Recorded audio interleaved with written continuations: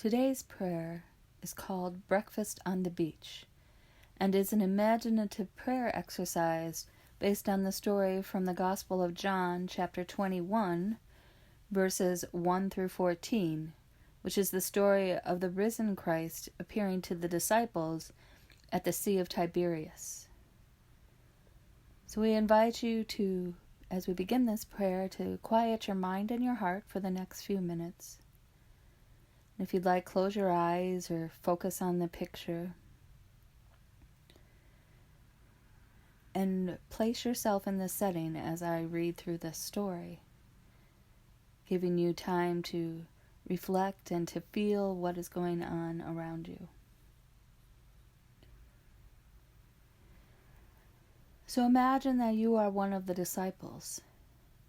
You have been out on the water all night with your friends. It felt so good to get back to fishing, something you haven't done much for quite some time. Once you decided to follow the teacher, other things in your life receded.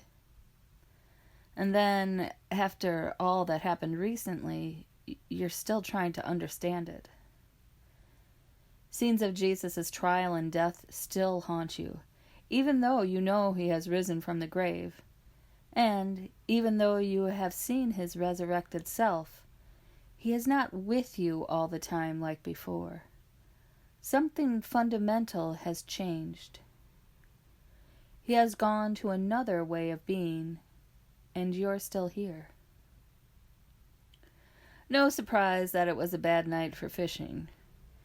You all tried to go back to the way things used to be. But, of course, that was impossible. You were fishing, but you were talking too. Just being out on the water brought those vivid memories back. Jesus teaching from the boat, the lake shore crowded with people listening to him, seeking him, needing him. Jesus calming the storm, that time you all knew that you were going to drown. Jesus walking across the surface of the lake in the dead of the night. In fact, everything you do now has some Jesus memory connected to it.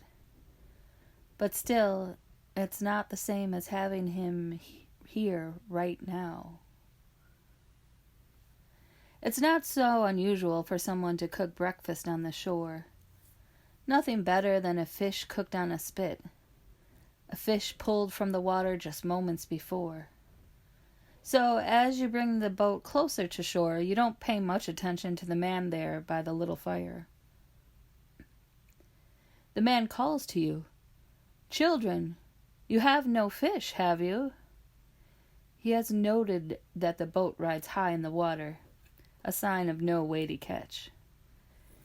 "No," you answer. "Cast the net to the right side of the boat, then you will catch some," the man says. You have heard something like this before. Take a moment to think about what it feels like to recognize the voice, but not be able to place it.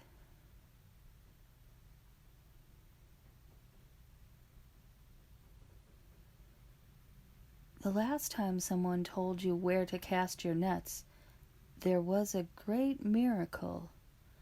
What is spinning through your mind right now?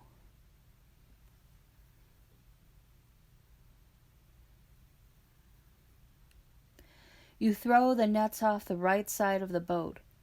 Within moments, the nets are full. You look toward the man on the beach. He looks back at you. What look is on his face? Is he smiling? Is he serious?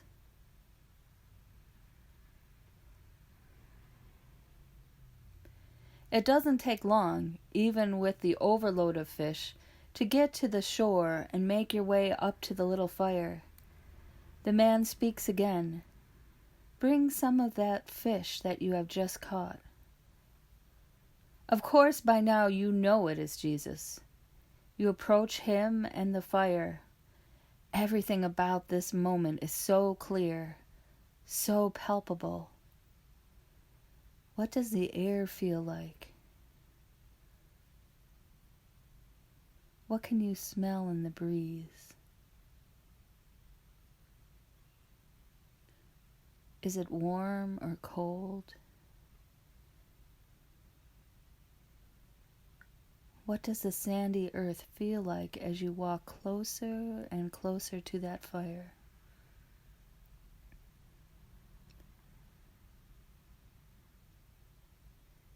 You hand Jesus several fish. He reaches to take them. Those are real flesh and blood hands. You notice, though, the scars on his wrists. Clear marks where the spikes had gone all the way through. Then you dare to look up at his face. What does his face look like on this early morning?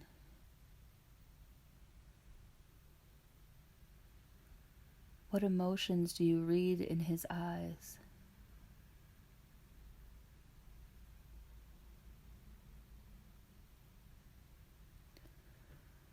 You watch the body, once dead and damaged, go through these ordinary motions of putting the fish on a spit and positioning it above the flames. You see the man squatting there in the sand, one knee on the ground, tending the fire, as if this were a typical type of thing to do on a typical day.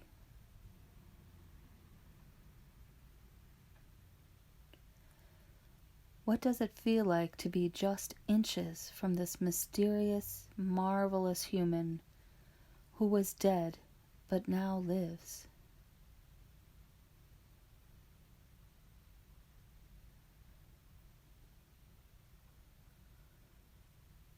What is the first thing you say?